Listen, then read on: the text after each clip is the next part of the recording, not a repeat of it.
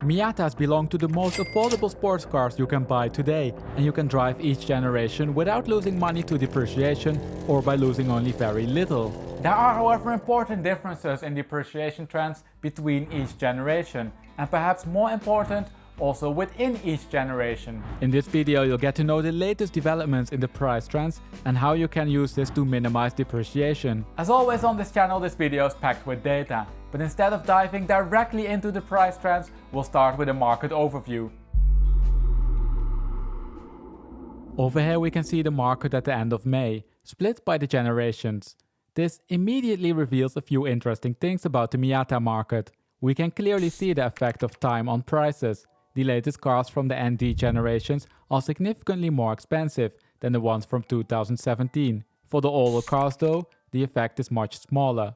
From the oldest NC onwards, there's hardly any difference anymore between the model years. So if your budget stretches up till $20,000, you can choose from all generations. But there's also something else going on with the older generations.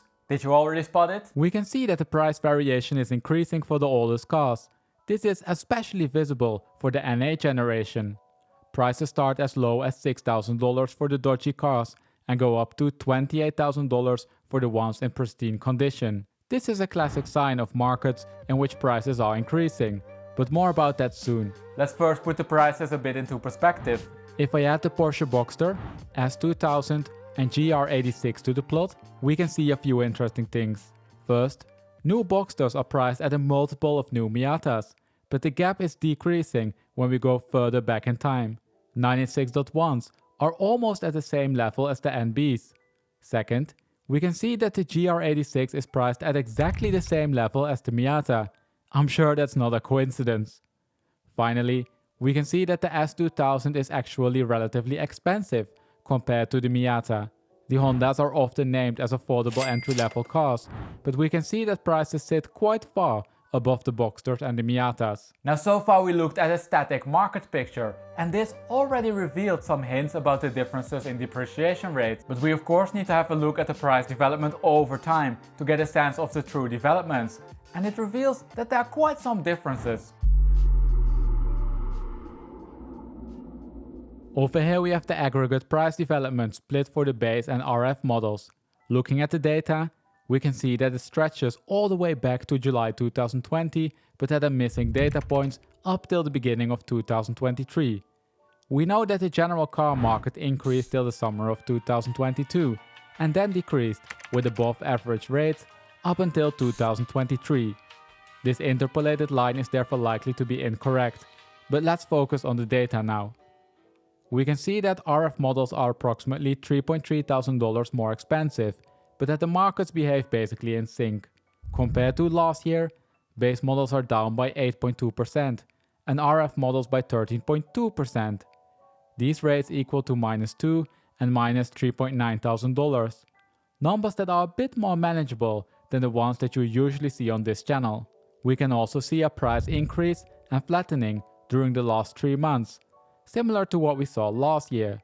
It's likely that it's part of a seasonal pattern, but we don't have enough data to confirm it. Now aggregate numbers of course only tell part of the story. We need to dig a little bit deeper to find out what's really going on.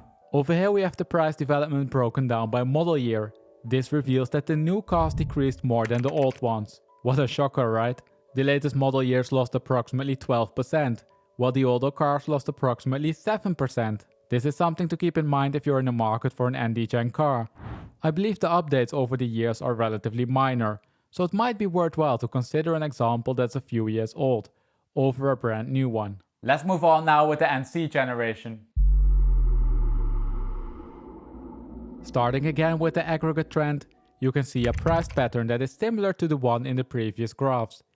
Increases between February and May, but a year-over-year drop. Compared to last year, this drop amounts to 8.3% or $1,500. There are some minor differences between the latest and the oldest model years of this generation, but they're relatively small.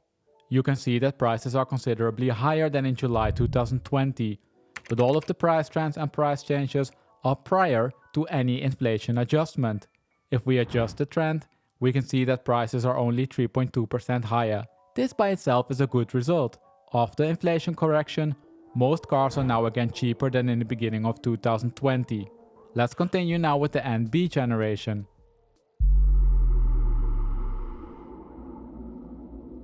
This is the cheapest Miata generation at the moment, as prices arrived at $11,700. This is 4.7% lower than 1 year ago. We can also see that the trend starts to differ from the previous generations. We can see a longer increase in the beginning of 2023, a shorter drop in the end, and again, a longer period of flat or increasing prices. And that brings us to the first generation. As we already saw in the static market overview, things are really different in this segment. We can see that prices have been basically increasing since July 2020. There's a small slowdown in the second half of 2023, but overall the trend looks strong. Prices are now at $14.4 thousand, and this is 10.8% or $1.4 thousand higher than 1 year ago. Prices are mainly pushed up by cars with more than 40,000 miles. Cars with less than 40,000 miles were stable. On a general level, this price increase is only partially statistically confirmed, meaning that it could be the result of chance. It's very close though to being fully confirmed. Given the long-term direction, I think it's fair to state that prices increased. We saw now a lot of numbers, so let's put everything together now and deduce some insights. Over here we have the average year-over-year price changes for each generation. It shows that prices behaved in a classical way. New cars lost more than old cars, and the very oldest ones started to increase again. Note that the 10% increase over here might be a slight exaggeration, as there's some randomness involved, but the trend appears to be up. Also note that the new NDs lost more than this average, and that the oldest ones lost less. Comparing the numbers across the generation, I think it's also interesting to see that the rates aren't that different. The differences are much smaller than I initially anticipated. Remember that the current age difference between an ND and NC car is 12 years, and that it's 11 years between an NC and NB car. Given the price level of the latter two, the absolute difference in dollar amounts is not night and day. So are these results good or bad? To figure that out, we need to compare them to the rest of the market. Over here we have the US year-over-year price changes for almost all cars that feature on my channel. On the horizontal axis, we have the price changes compared to last year in percentages, and on the vertical axis, we have the number of cars to which this change applies. The average decrease during last year was 6%, and most cars lost between 12 and 1%.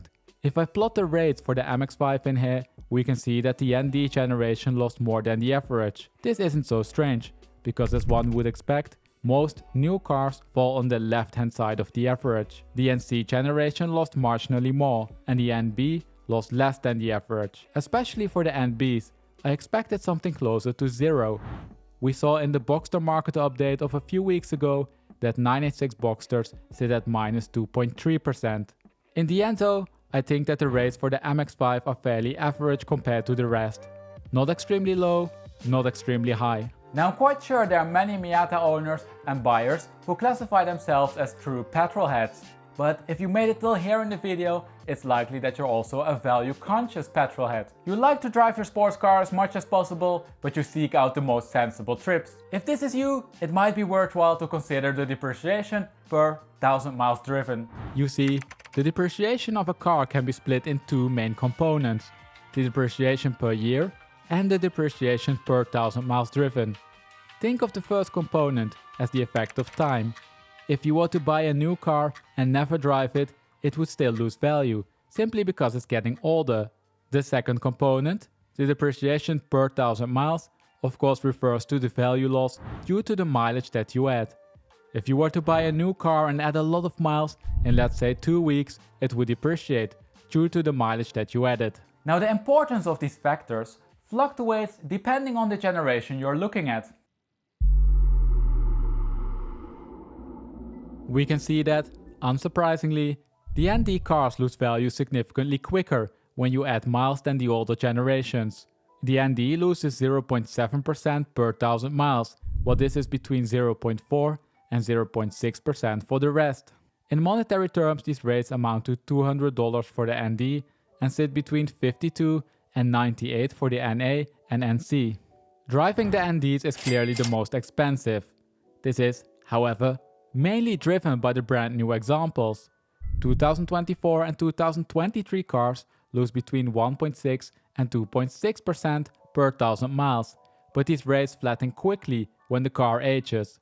Model years 2007 till 2022 sit at approximately 0.5%, a rate that's very similar to the older generations. Let's now wrap up and conclude.